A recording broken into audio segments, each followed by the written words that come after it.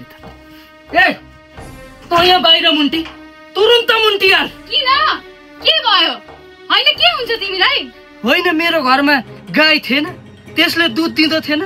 होइन के सोचेर चाहिँ तैँले फिका चिया ल्याएर खेता आँकी? यसको अनुहार हेर्नु न, अनुहार बुढी बाख्री जस्ता। रातैभरि बाछा फुकेर सबै दुध खाएछ, आज गाईले दुधै दिएन। बुढा गोरु जता जतै आफ्नै बुद्धि चाहिँ बुढा गोरुको जस्तो भइसके। तेरीमा चोथाले आइमे त मेरो घरको भित्तो टाल्न आकी कि मेरो घर फोर्न आकी? घर चाहिँ होइन, ताल पर्यो भने यहाँ ककसको खप्पर चाहिँ खोज्छु। त लोग्ने खप्पर फोर्ने रुख फोर्छ नडी यहीमा नडी।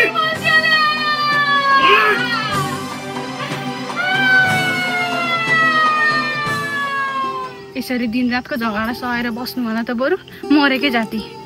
तर मर्नु भन्दा त बोलाउनु निको भन्छन्। बल्ल बल्ल पाएको जिन्दगी यसरी खेर फाल्नु हुँदैन, बाँचेर पो देखाउनु पर्छ त बरु। दिदी यो झगडा र पिटाइ सहेर कति बस्ने?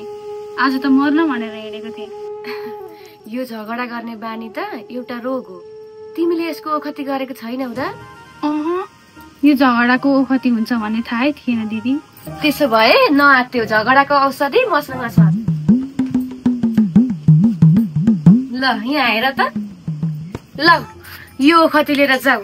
यो साह्रै महँगो पर्छ, मैले आफ्नो लागि भनेर ल्याएकी थिएँ, एक मात्रमै काम पुर्यायो, बाँकी सबै राखेकी थिएँ, आज काम लाग्यो। अनि यो ओखति चाहिँ कतिखेर खाने नि दिदी? बहिनी तिमीलाई जब आफ्नो घरमा ठुलो झगडा हुन लाग्यो भन्ने लाग्छ नि, त्यति बेला 3 चम्चा सुरुप्प पार्ने, त्यसपछि आधी घण्टासम्म मुखमै राखिराख्ने नि। फेरि ओगल्नु थुक्नु निल्नु हुँदैन नि, आधी घण्टा पछाडि त जे गरे पनि हुन्छ। घर सपार्ने नि आइमे नै हो भन्छन्, घर बिगार्ने नि आइमे नै हो भन्छन्। मेरो घर त यसैले बिगारी है मेरो घर।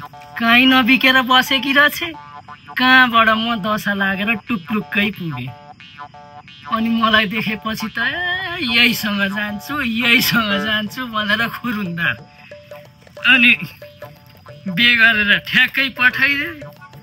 मेरो अनि दशा त्यहाँबाट लागेको। मेरो त पुरो त नि बरु साली ठिक थिए नि हौ। साली त के थिए नि, के गर्नु, यहाँ माथामा लेखिनु पर्ने रहेछ, माथामै यो लेखेको रहेछ।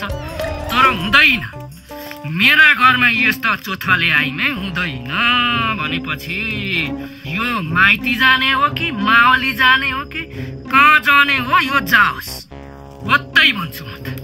कहाँ जाने हुँदैन, यस्ता चोथाले आइमै हुँदैन, खासै कुरो गर्छु।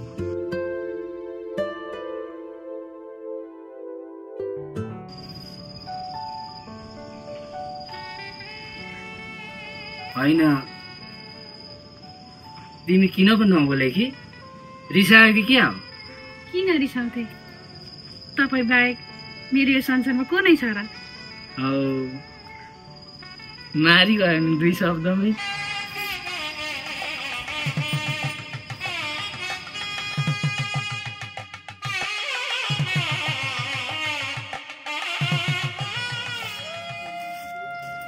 दिदी ए बहिनी, आजकल के छ तिम्रो घरको हालचाल? पहिला जस्तै झगडा हुन्छ कि? ओहो दिदी, त्यो ओखति त बडो असल रहेछ। त्यो औषधि खाएपछि त उहाँको रिस पनि साम्य भएको छ। अहिले त उहाँले पिट्नुहुन्न नि, बरु उल्टै माया पो गर्नुहुन्छ। बहिनी तिमी त साँच्चैकै सोचिरहेछौ, तिम्रो घर झगडा साम्य बनाउने कहाँ ओखति हो र?